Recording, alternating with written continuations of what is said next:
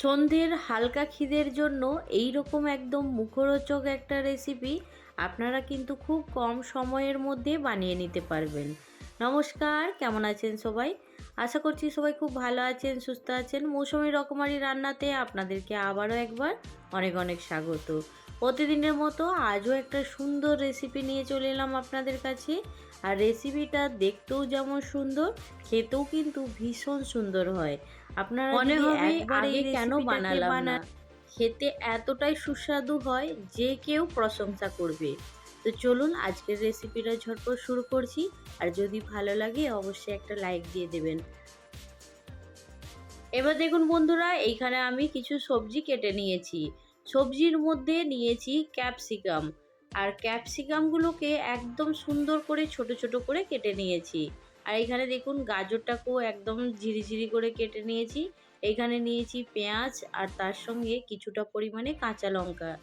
আর এইখানে নিয়েছি আমি আলু সেদ্ধ। তা আলু সেদ্ধটাকে আমি ম্যাশ করে নিয়েছি। তা আপনারা চাইলে গ্রেট করেও দিতে পারেন। তো এইখানে দেখুন, এইগুলো দিয়েই আজকের রেসিপিটা বানাবো। তো এইখানে আমি গ্যাস অন করে কড়াটা গরম করে নিয়েছি। এবার কড়ার মধ্যে কিছুটা পরিমাণে তেল দিয়ে দেব।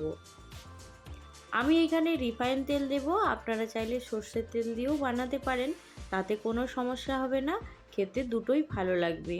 তো এইখানে দেখুন, এবার এই তেলের মধ্যে দিয়ে দেব গাজর কুচি। সবজিগুলোকে তবে খুব বেশি সেদ্ধ করব না, হালকা করে একটু ভেজে নেব। আপনারা চাইলে এটা কিন্তু কাঁচা অবস্থাতেও বানাতে পারেন। কাঁচা অবস্থা বলতে সবজিগুলো আমি লেড়ে করেছি, একটু ভেজে নিয়েছি। আর আপনারা চাইলে কাঁচা সবজি দিয়েও কিন্তু এই রেসিপিটা বানাতে পারবেন। তো এইখানে দেখুন গাজরটাকে একটু নাড়াচাড়া করে নেওয়ার পরে কালারটাও সুন্দর চেঞ্জ হয়ে গেছে। আর গাজরটাও একটু ভাজা ভাজা হয়ে গেছে। এবার এর মধ্যে বাকি সবজিটা দিয়ে দেব। পেঁয়াজ কুচি, ক্যাপসিকাম এগুলোকে দিয়ে দেব।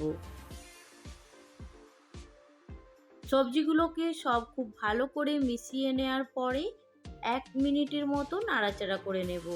সবজির দেখুন কালারটা শুধু একটু চেঞ্জ হয়েছে, তবে সবজিগুলোকে খুব বেশি ভাজবো না। এইখানে দেখুন সবজির মধ্যে দিয়েছি ধনে গুঁড়ো হাফ চামচ, জিরে গুঁড়ো হাফ চামচ আর সামান্য পরিমাণের লঙ্কার গুঁড়ো। আর তার সঙ্গে হাফ চামচের থেকে কম গোলমরিচের গুঁড়ো দিয়েছি। দিয়ে সব কিছু খুব ভালো করে এখন মিশিয়ে নিচ্ছি।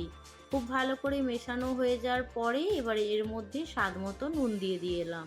নুনটা আগে দিলে তাহলে সবজিটা বেশি সেদ্ধ হয়ে যাবে, আর যার কারণে নুনটা এখন দিলাম। নুনটা দিয়ে খুব ভালো করে নাড়াচাড়া করে নিয়েছি। এবার এইখানে সেদ্ধ করা আলুটা দিয়ে দিলাম। দিয়ে এবার আলুটা সবজির সঙ্গে খুব ভালো করে মিশিয়ে নেব।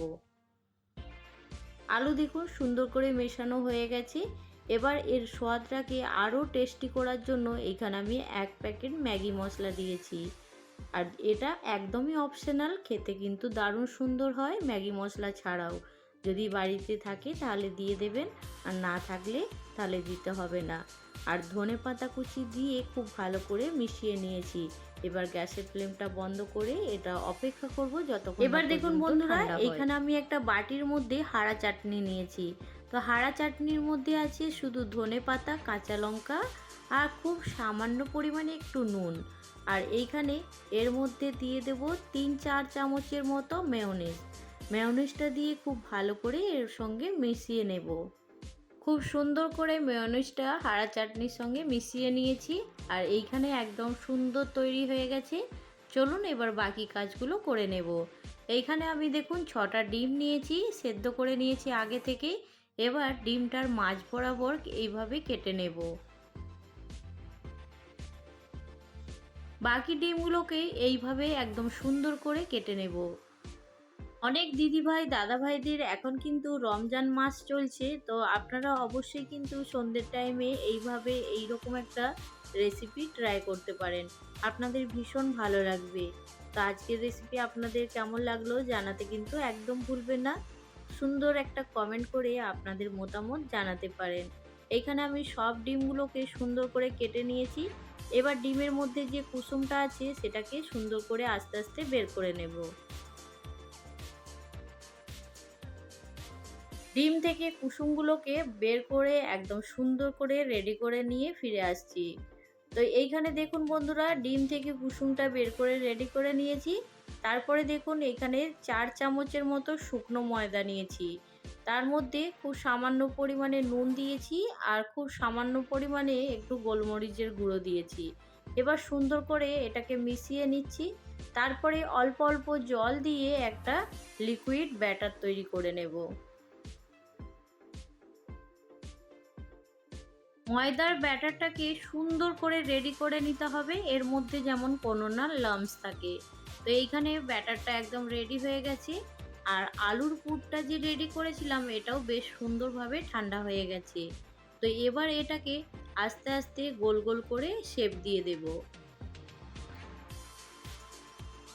এই রেসিপিটা দেখে মনে হবে অনেকটা ঝামেলা, কিন্তু খুব বেশি ঝামেলা না, একদম কিন্তু কম সময়ের মধ্যেই হয়ে যাবে। তো এইখানে দেখুন আমি গোল গোল করে সব আলুটাকেই সুন্দর করে এখন রেডি করে নিচ্ছি। তারপরে আপনাদের কাছে ফিরে আসছি। এখানে দেখুন বন্ধুরা, আমি আলুগুলোকে সুন্দর করে বলের মতো গোল গোল তৈরি করে নিয়েছি। এবার যে ডিমটার কুসুমটা বের করেছিলাম সেই ডিমের মধ্যে এবার দেখুন আমি যে চাটনিটা বানিয়ে রেখেছিলাম মেয়োনিজ আর কাঁচা লঙ্কা ধনেপাতার, সেই চাটনিটা এই ডিমের মধ্যে দিয়ে দেব। খুবই ইউনিক একটা রেসিপি, আপনারা অবশ্যই বাড়িতে একবার বানিয়ে দেখতে পারেন। খুবই খেতে সুন্দর হয়, আপনারা বানালে বুঝতে পারবেন। এবার এর মধ্যে আরও টেস্টি সুন্দর দেখার জন্য আমি কিছুটা মজেরেলা চিজ নিয়েছি। এই রকম চিজ দেওয়া রেসিপি বাচ্চা থেকে বড়রা ভীষণ পছন্দ করে। তো একদম ইউনিক একটা রেসিপি, আপনারা অবশ্যই বাড়িতে বানিয়ে দেখতে পারেন। এই যে আলুটাকে গোল গোল করে রেখেছিলাম, এবার ওপর দিয়ে আলুটাকে সুন্দর করে এখন সেট করে নেব। এইভাবে একটু চেপে চেপে আলুটাকে সুন্দর করে এখন শেপ দিয়ে দিচ্ছি। দেখুন এটা আমার সুন্দর করে রেডি করা হয়ে গেছে। দেখতেই পাচ্ছেন কতটা সুন্দর একটা ইউনিক রেসিপি। আমি টুথপিক দিয়ে সুন্দর করে এটাকে একদম সেট করে নিচ্ছি, তাহলে আর কোনো রকমভাবেই খুলে যাওয়ার সম্ভাবনা থাকবে না। তো এইভাবেই বাকিগুলোকেও একদম সুন্দর করে রেডি করে নিয়ে ফিরে আসছি।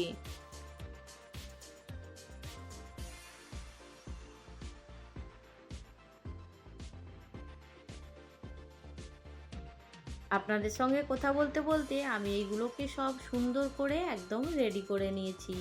তো রেডি করার পরে দেখতে কি অপূর্ব লাগছে না। তো এইখানে আমি নিয়েছি টোস্টের গুঁড়ো। তো আপনারা চাইলে ব্রেড ক্রাম্বস নিতে পারেন, আমি এখানে টোস্টের গুঁড়ো নিয়েছি। তার এইখানে দেখুন ময়দার ব্যাটারটা কিন্তু সুন্দর একদম রেডি হয়ে গেছে। এবার একটা একটা করে এই ডিমটা নেব আর এই ময়দার মধ্যে খুব সুন্দর করে একদম ডুবিয়ে নেব। তারপরে এই বিস্কুটের গুঁড়ো কিংবা টোস্টের গুঁড়ো কিংবা ব্রেড ক্রাম্বস যেটা থাকবে বাড়িতে সেটা দিয়েই এইভাবে কোট করে নেবেন। তা আমি এইখানে সুন্দর করে এখন কোট করে নিচ্ছি। আর এটাকে ডবল কোট করলে তাহলে একটু মোটা হবে, আর যদি নর্মাল এই রকম রাখতে চান সেটাও কিন্তু খুব ভালো লাগবে। তা আমার একটা কিন্তু সুন্দর একদম রেডি হয়ে গেছে, দেখতেই পেয়েছেন। এবার আরও একটা সুন্দর করে রেডি করে নিচ্ছি।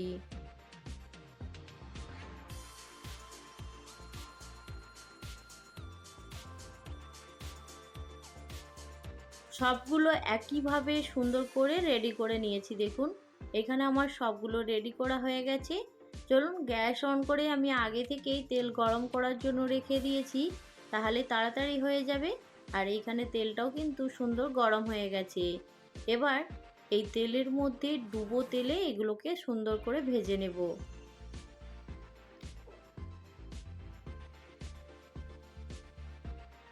গ্যাসের ফ্লেমটা লো টু মিডিয়ামে রেখে দিয়েছি। দেওয়ার পরে এবার একটা একটা করে এই ডিমের চপ বলুন কিংবা ডিমের ইউনিক একটা স্ন্যাক্স রেসিপি আপনারা বাড়িতে অবশ্যই বানাবেন। আর কেমন লাগলো আপনাদের জানাতে ভুলবেন না। এই চারটে আমি তেলের মধ্যে দিয়ে দিয়েছি।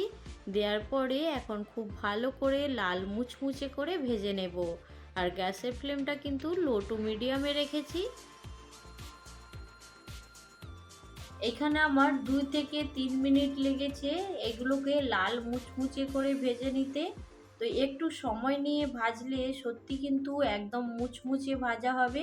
আর এইখানে দেখতে পেয়েছেন ভাজার পরে কতটা সুন্দর লাগছে।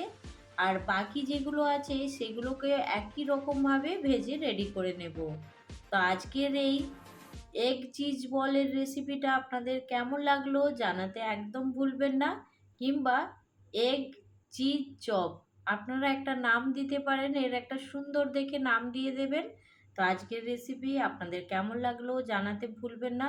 ভালো লাগলে অবশ্যই একটা লাইক দিয়ে দেবেন। আর আজকে যারা প্রথম আমার চ্যানেলে ভিজিট করছেন, আপনাদেরকে যদি এই এগ চিজ বলের রেসিপির কোনো অংশ ভালো লাগে অবশ্যই আমার চ্যানেলটা সাবস্ক্রাইব করে পাশে থাকবেন। তো আজকের রেসিপি এইখানেই শেষ করছি। আর সুন্দর করে একটু বিট লবণ দিয়ে ওপর থেকে ছড়িয়ে দেব। দেখতেও সুন্দর লাগবে, খেতে তো ভীষণ সুন্দর লাগবে। তো আজকের রেসিপি এইখানে শেষ করছি। পরবর্তী রেসিপি নিয়ে খুব তাড়াতাড়ি আরও একটা নতুন ভিডিওর সঙ্গে দেখা হবে। সবাই ভালো থাকবেন, সুস্থ থাকবেন, বাই।